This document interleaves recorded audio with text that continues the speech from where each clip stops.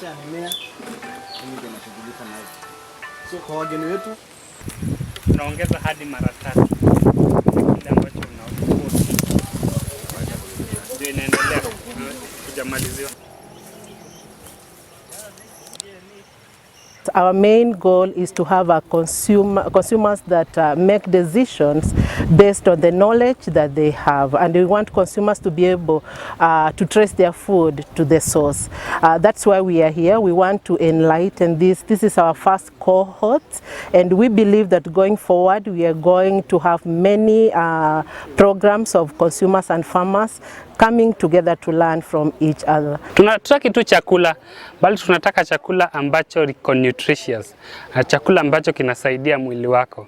So ukienda organic, na as we encourage wakulima waende organic and develop their kitchen garden, tuna improve our food security, but also tuna improve our food nutrition as a country.